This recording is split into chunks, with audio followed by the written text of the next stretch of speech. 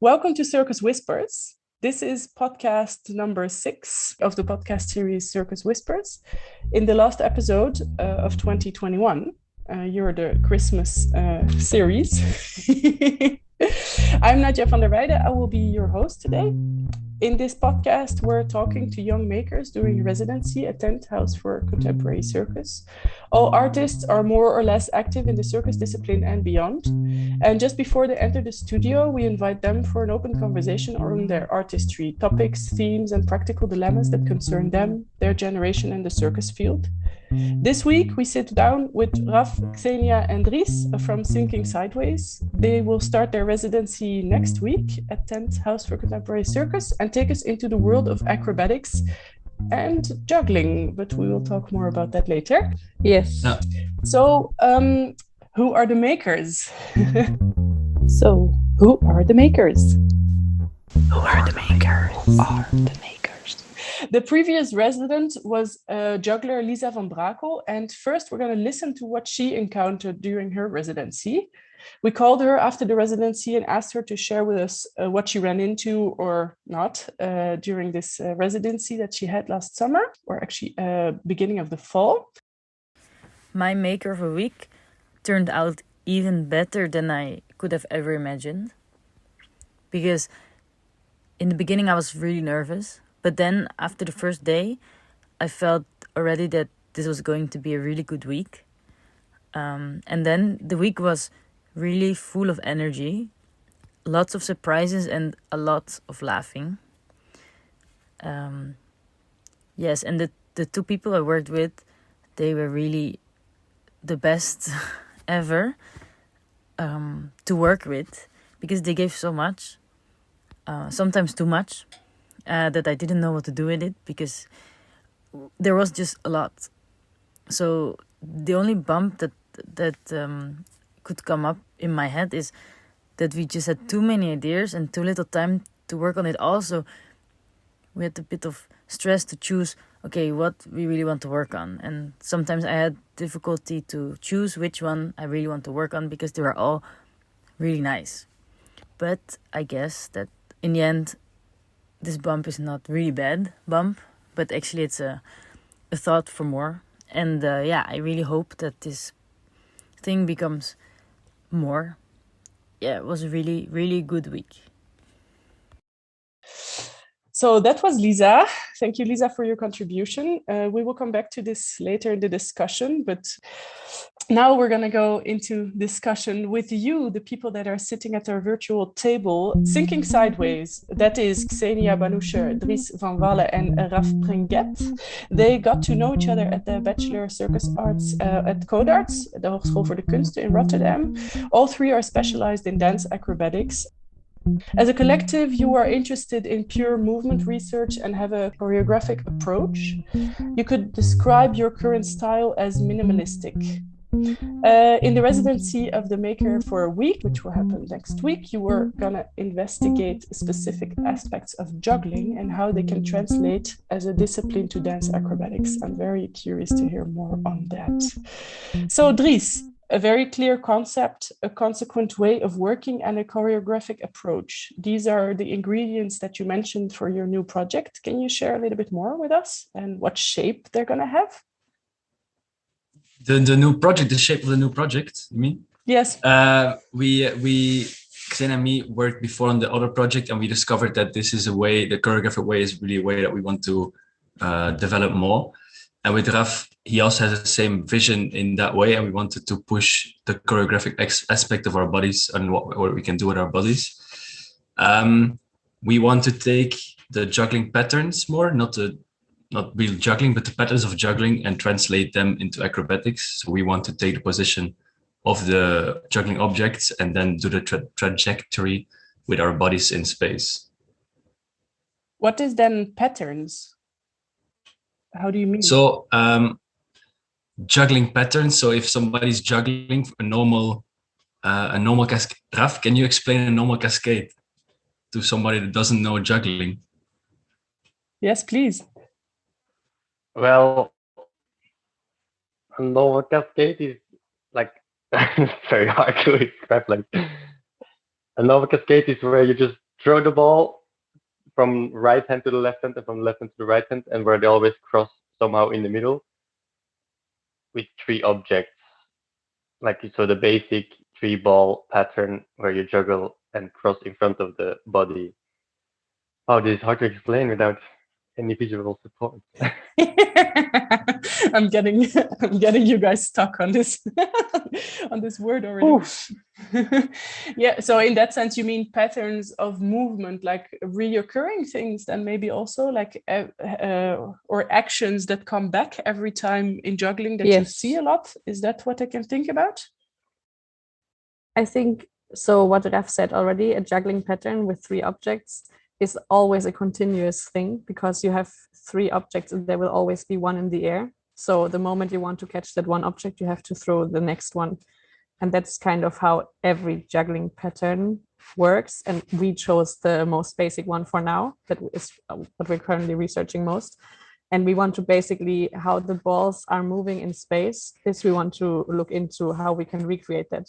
So we're not going to mimic the movements that a juggler makes with their hands, but we are actually trying to act as the objects that are being juggled, and how we can use the trajectory, what Dries said, that is usually done by balls or clubs in the space because they are thrown. We want to use these patterns on the stage to see how can we organize our three bodies in space. And this indeed is going to be rather repetitive in one way, because we want to stick to this pattern and have continuous movement. Yeah, super nice. Hey, maybe because then also, so you're gonna be the balls, or you're gonna be the clubs. Then is that how I can imagine it? Yes, exactly. I see 3 times nodding. Yes, and also because we already had to make some decisions, even though we're very early in the research. But for example, we had to decide on the size of the stage, and it will be a really small space, which is like 3 meters on 375. So it's rather small for 3 people being in there doing acrobatics at the same moment. And that also gives a bit the aspect of, how do we organize in space? And for this, it just also makes sense to actually have a pattern and a clear pathway for everybody. Oh wow, that's really small. I mean, that's like a square meter per person. No, a little bit more, but 2 square meters. I can imagine. I mean, also, I don't know. Maybe to describe, can you give us an example of like previous ways of working you had? What kind of movement? Because you described the word minimalistic, so that in a way gives me the feeling that there is also smallness. I don't know if that's an English word, but that it's not big in movements. Is that correct, or is that like totally like the last show, the René show, the one that me and Xenia created, was based around one movement. We call it the whip wap. It's when you go from a low squatting position, you roll to a candle position, and you roll back to the low squat. And we have a 45-minute piece around this one movement. So that's very minimalistic in movement way.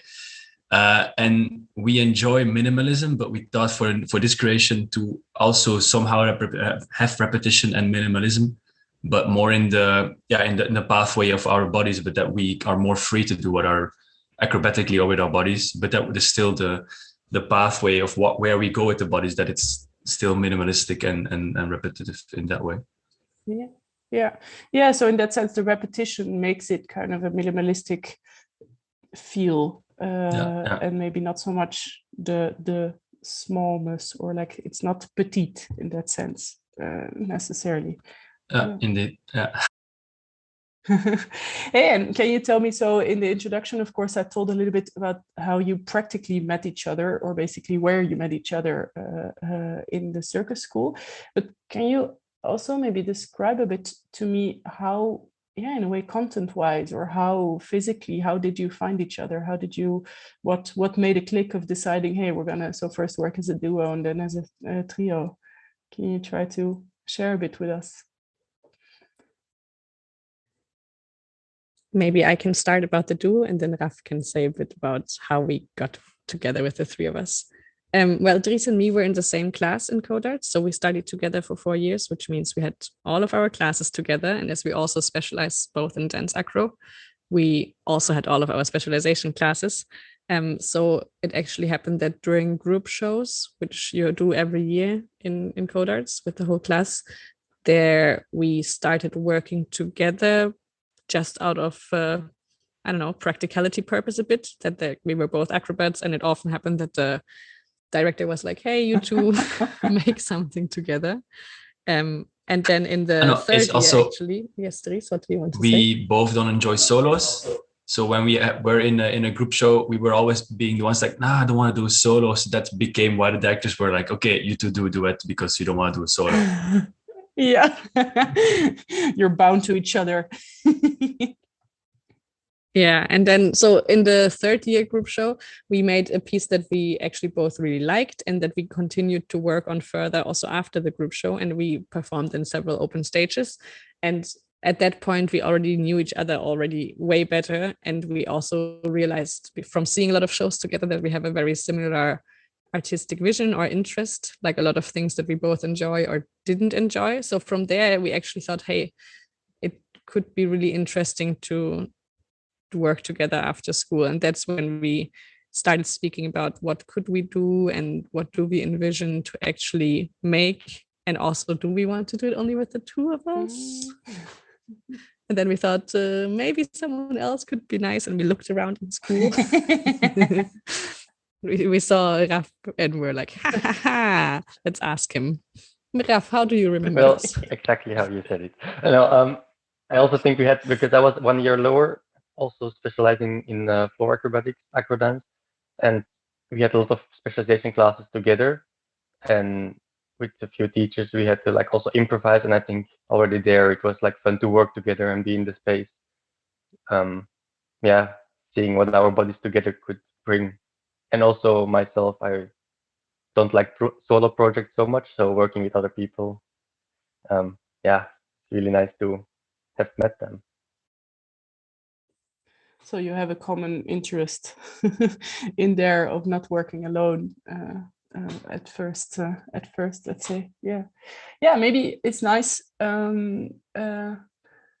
let's say, for other young makers out there. How do you see that? Like, what are kind of, I don't know, ingredients or something for like a collaboration? How do you, what do you think is of vital importance? And that, I mean, that can also be the itching parts, of course, but what for you makes it of vital importance to work together, and how did you find or create that? For me, one of the like really important things to me in when you work together in a collective way is that you get along as not colleagues as well. I mean, we also spoke about this actually like a couple of days ago. We want to also be friends and like be able to be together and have a like nice time without thinking about creating or without speaking artistically. I think that's for me like a very important thing to get along as people as well. And then that is a different thing from being in the space and not in the space. That is both works, because sometimes you get along with people but you don't work good in a space, or sometimes it's the other way around. And I think if both are very good, then there is a balance or something. Yeah. But I think, like, I want to add to this, I think it's super important, at least for me, that I know that the artistic vision or interest is the same, especially because we work in a collective way. So in the space, we are all, like, all of our opinions are equal. And actually, if we don't agree on something, then we cannot continue, because there's no one that can make a final decision just like that and say like, no, this is how we're going to do it. So if we would all have really different ideas or just interests in where to go artistically, I think it would be a very kind of patched up piece that comes out. And I feel also that's what I've seen often already in collective performances, that you can kind of see that everybody wanted to get in their bit, which can be really beautiful, but it's not what I want to put on stage myself. So for me, it's super important that we all agree on the core thing, so then we can make decisions all together but also in the same direction. So for me, this is super important. So then I guess you kind of formalize or I could imagine that you organize something of having kind of like house meetings, thinking sideway meetings on how to proceed, or like do you have a timeout, or if somebody's unhappy with the situation, how do you deal with that? How does that work? That agreeing, mutually agreeing, then also. Well, I think for now, how I feel it in this creation, yeah, we're really in the beginning stage now that we're working with the three of us, and we didn't have to disagree so often yet, so that's a great thing. But I think we just talk about it because we had to make, for instance, decisions about the size of the stage, and we just talk about it and see pros and cons, listen to each other, and then we find like a middle ground where everybody's happy. And if someone is not happy, then we talk about it, I guess, but it did not happen yet, I think.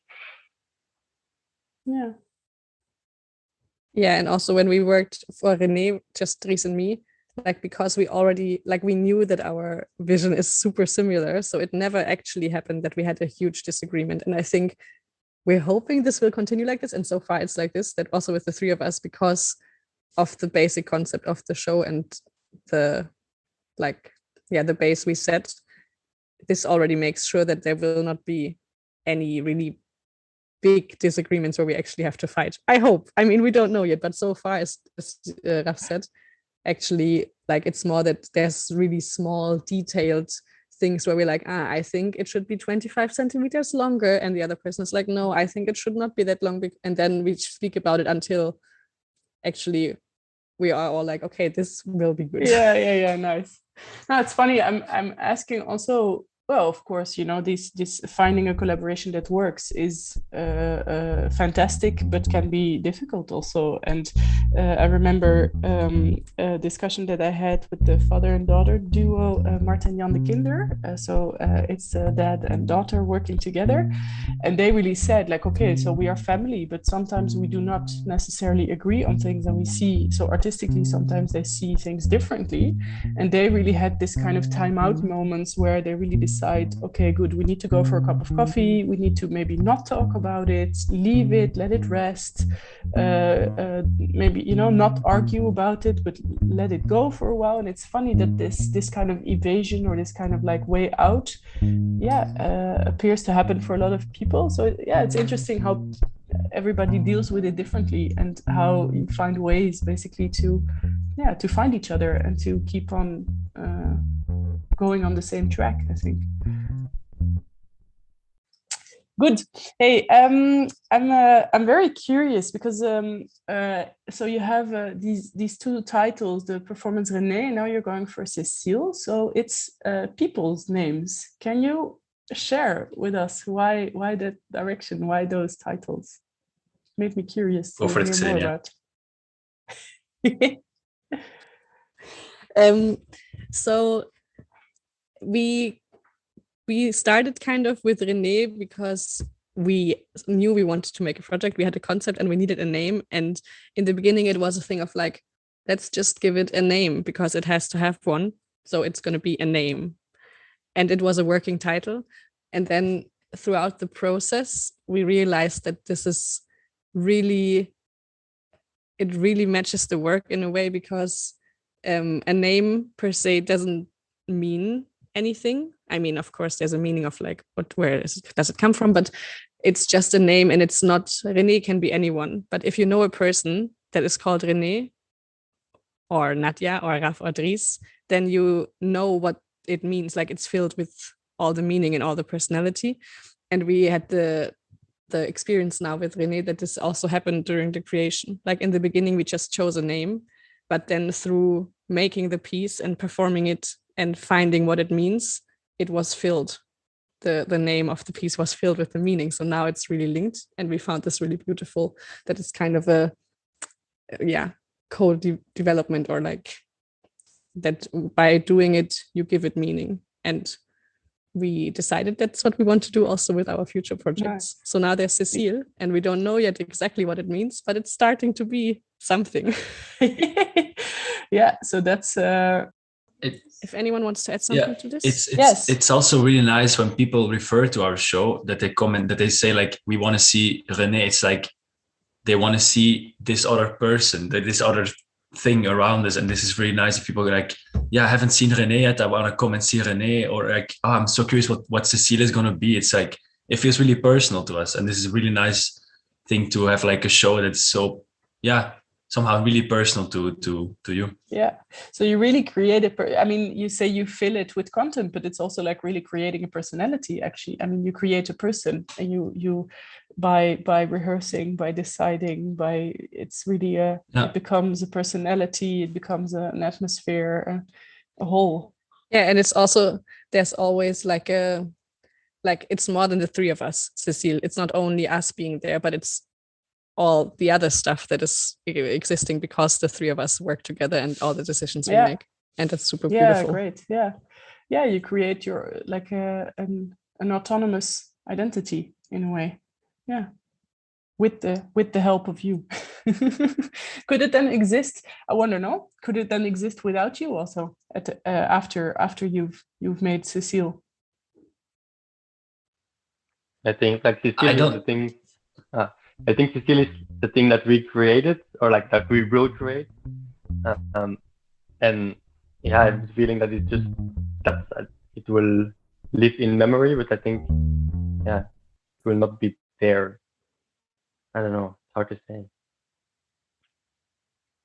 Yeah, it's difficult. Like, I also feel like, for example, if three other people would do it, it would not be Cécile anymore. Then, like, it would be like a sibling or a cousin, maybe like something similar. Cecilia. But it would be different. Yeah, but it's difficult to say. Like with René now, I feel like it's independent from us in a way, but it also is depending on us to exist. Yeah.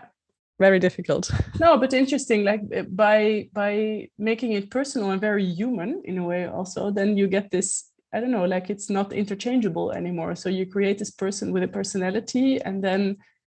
Yeah, what stays? Is it really this autonomous person that stands on its own, or is it still part of you? So, I mean, I think we are aspects of it also. Yeah. You know. So, yeah. Nice. Good. Hey, so let's get back to Liza's contribution. So where Liza, the non-juggler, tells what she encountered, do you recognize what she tells of these periods of making? So basically she comes back to saying like, hey, prior to, I was super afraid of making these decisions and finding out how to work with each other, with others, and in her case, direct, of course. So you kind of co-direct with the three of you. But do you recognize this, well, it's not anxiety, but it's this kind of like this little fear that on one hand makes it sparkle, and then on the other hand is also a bit, how's that for you? Yeah, well, Xene and me had many talks about this actually just before we start this creation, because like we said before, Xene and me were working for a full year on René, so we know each other very good. We're in school together. Like we know each other very good also in the space, and we know Raf from training in school and rehearsing in school and improvising in school, but still it's a different thing than being outside of school and really having to make really going to space to make a show. So we were a bit nervous to see how this is going to turn out. And I guess Raf was also nervous to join two people that know each other so good in the creation way. I don't know, maybe he was super chill. But yeah, we super chill. So yeah, we were a bit nervous, but then also we thought we like each other in a way, and it worked in school, so we will have to find a way because we want to make this work. Yeah. How's that for you, Raf? Well, it is for sure adapting for either way, from me to their way of working for them, because they have to now split to another person and change everything. But yeah, it's working, I feel, so far. Let's keep it like this, touch wood. Surfing, dancing together. Nice. Hey guys, I want to go to the next topic. I have a few topics I want to discuss with you, and one of them is the bump. The bump. The bump. And something that I'm always very curious about is, well, makership isn't always easy. It's not something that necessarily comes naturally. Sometimes, of course, it flows and there is like an artistic flow going on, but sometimes you bump into something, or you're afraid of bumping into something, or you're seeing this huge mountain in front of you and actually it's not there. Can you tell me what your bump might or will, or you hope will be for the Maker for a Week period? Well, I think one of the things we are kind of happy and at the same time a bit afraid of bumping into, which we also noticed already now in the first week, that we open a lot of chapters, is the same as Lisa said previously. Like, you find a lot of new things you could research, and there is so many different like aspects. Like, we open new chapters almost every day, and we find new ways of filling in this one small concept of the juggling pattern. And I think we kind of hope to run into many more, but at the same time be afraid to end up having an overload of things to have to research. So I think this is how not to get lost. Yeah. Yeah. Is this something that happens? This getting lost? I quickly want to add to Raf. We're also afraid that, like, if we open a lot of doors and we have a lot of possibilities, that we will never go deep enough in all of them. So that we always just like touch the surface and only show the first layer of the research. We really want to like really go dive deep into the research, find all the possibilities that we can find, and not just like show the first things we found. And if we open a lot of doors, it will be hard to go deep in all of them.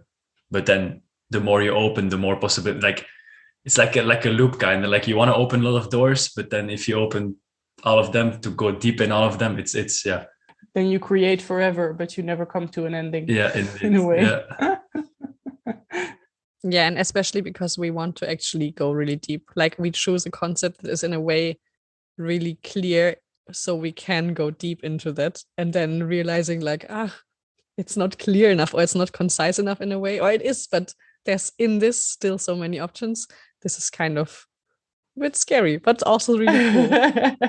So you might turn out having lots of discussions on like discovery or the endeavor that you're in. Yeah. And because then how do you hope, or how do you wish that it will go next week? If you want to dive deep, then what would be the ideal? What's your I think we have to make choices also, because I think what is also a bit scary is that we will have like a showing where people are invited. I mean, this is a normal thing, but as we are really in the beginning of the process, we didn't have a real showing yet. Like, we didn't have a showing moment. So I think ideally we will make like choices. Okay, we will focus on this and this, and then we go into it and we set some material without being too stern or like too final about it, because we still have a lot of time left in the creation, and then hopefully show it and get feedback and see what that brings us. Let's see if we can make choices easily. What choices come out, what the choices will bring you. Yeah. Well, I hope for you. Yeah, totally. I mean, actually we are in residency right now as well. Nice. Yeah. And yesterday we had our outside eye for dramaturgy the first time coming into the space, and that was really great, because we had the first time this, like, we were not showing anything, we were just doing our work and researching, but he was looking at it, and afterwards he did exactly that, like gave us what he saw without all the package that we already have, kind of. And that was really great, because it was the first time that we had someone else from the outside giving that feedback, and it was super inspiring. So I'm super excited to have the showing also, and to get some feedback out of that. It's just because we're now really still in the research phase, and kind of like just looking like, oh, we could do this, oh, we could also do that, a bit all over the place. That it's a bit I don't know, it's just more exciting. Like, I think later in the process we will be more comfortable with making choices, but now, because we're really researching, it feels like we want to keep everything open. So it's going to be a showing, not the showing. Yes, definitely. And where are you in residency now? We're in Perplex on the moment. And you're doing a making period also? Yeah, it's like a labo. Nice. Of a week or longer? Just 1 week. Yeah. Nice. Yeah. Oh yeah. So you're gonna like copy paste, but then dive deeper. That's actually good. Like with a little break in between, or you're going immediately one after the other? We have like 4 days off, and then we go directly again. But it's nice to have like some time off to think about. Then we can restart the whole process of like trying out things. Yeah, exactly. Yeah, a little bit of headspace and then go back. Nice. Hey guys, every time we ask the residents to bring an object or a prop and discuss this thing or things with you, and I'm very curious. I don't know if all three of you brought something, if you brought one thing together, if of course that's the difference with an individual maker or a group. So maybe you could tell me a little bit what thing you brought. The thing. We brought as a group pens and brown paper. Big brown paper. I guess that is what we use, or what they also use already during René, and also now during this creation. We always hang very big papers with like the calendar, all our ideas, music. For every little chapter, we have to make decisions. We have a big paper, and then we write everything. And in every space, we hang it, and we have an easy overview of what has to be done, what is done, and yeah, it gives us a nice overview and easy during research. You can just look to the site and look up whatever new chapter you want to open, or we find new things, we write it down. Yeah, nice. Or if we, and this is or if we think about something but it doesn't fit in what we're doing now, we just like wait 5 seconds, we run to the side, we write something on a paper that it kind of fits to it, and we continue the research. So we have it somewhere on the wall instead of keeping in the head or in a little book. We really have like everything around us in the space. So like we feel that the whole creation, that the space is ours, and that the whole creation is like, you can see it around us, where it went or like where it comes from. Yeah, great. Yeah, this is also an aspect I really like, that it really makes the space our own. Like because we're in a lot of different spaces, because we have a lot of weeks of residency, and wherever we go, we can put everything up, and then it's immediately like, okay, now we're in the creation space. Yeah, great. Yeah, so this is like really an object that all three of you use. Also, it's really practical, but it's also like all the brain farts, all the great ideas, all the red threads. Hey guys, one other thing that I'm curious about, and that you might have heard from the previous podcasts, is that every maker shares a quote. The quote. So of course you're the last one of this year, so I'm going to ask you to share a quote to the young maker out there that would need a quote because that person is stuck at the moment, or because it's full of inspiration, because it's, you know, this moment that you would need this kind of inspirational sparkle. I'm very curious what you're going to have to share. And also Liza shared a quote for you. I'm gonna let it hear. And so, hey Dries, Xenia and Raf. I have a quote from you from Wes Anderson, the film director. And the quote is, "I don't think any of us are normal people." Have fun with your residency. Wow. So thank you, Liza. Thank you. That was a good yes one. Let me know, what do you think of it? Did you ever hear of it before? I've never heard of it. Me neither. Before, no. Me neither. But it's not. But I really like it. Yeah, I'm like, I've never heard this quote, but it's not an unfamiliar thought. Do you feel that way? Do you recognize it? Yeah, in a way. I don't think any of us is weird, but I think we're all weird. Yeah, it's also with three people, so maybe we have different opinions. But I feel like if I think about like what is like, if I think about people, then there is no normal, like, because anyway, everybody is super different. I mean, of course, we are also having similarities, but and then especially in circus, I think there's more freedom also to go with the little quirks. Like, I think as a company, that's not really what we look into. But on the other hand, it's also we do very different things, or we try to do very different things, which might be perceived weird by some people. But anyway, I think as a society, we should go toward strive towards a world where there's no weird people. I think that would be lovely to all love each other, however we appear. But I don't think it's a clear topic of our work on this moment. Yeah, it's not the artistic endeavor that you're in at the moment, maybe, but well, like your invitation, Raf, as an open. Well, let's take the quirkiness into the world more, maybe out of circus and into everybody. That would be lovely. Hey guys, tell me, do you also have a quote that you would like to share to the young maker out there? Yes, we do have a quote. There's a lot of quotes. Like, it was hard. But in the end, we chose one that is somehow linked to what we do. And we thought maybe that is somehow inspiring to another maker. Great. It is by Karl-Heinz Stockhausen, who is a German composer, or was a German composer actually, and he did a lot of electronic music. And he said, repetition is based on body rhythms, so we identify with the heartbeat or with walking or with breathing. And this is the quote. And we like it because we work with repetition a lot, and we think it's really interesting to see maybe why we are relating to it, or why we find it interesting. And maybe we'll want to take it. Nice. Take it, put it in your bag, in the pocket, take it along.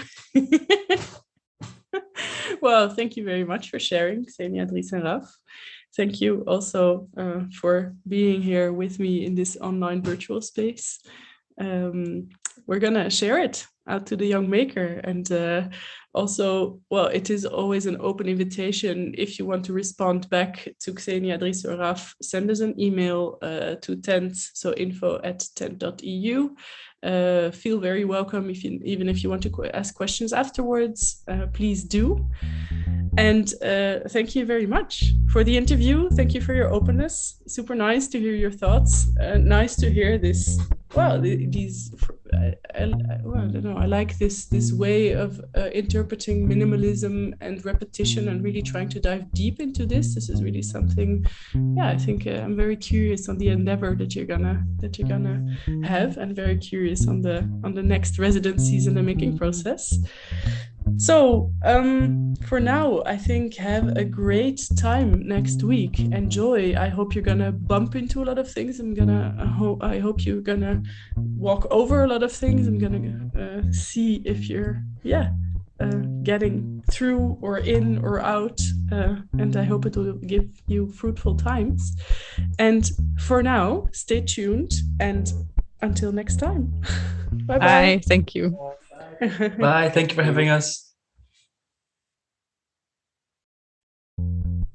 This podcast is a collaboration with Tent House for Contemporary Circus, myself as a host, director, and editor, Nadja van Weide. The music is made by Tent Housemaker Benjamin Monkey Kaartenbrouwer. The mixage is done by Jait Metin. And many thanks to the makers, House of Circus, Luc Brandjes, Jessica Helmuth, Sinking Sideways, Liza Van Brakel, and Jan and Mart de Kinder, of course. Tent House for Contemporary Circus is supported by the Performing Arts Fund and the Amsterdam Fund of the Arts. For the latest news, please subscribe to our newsletter or visit www.tent.eu and follow us on Instagram. Bye-bye!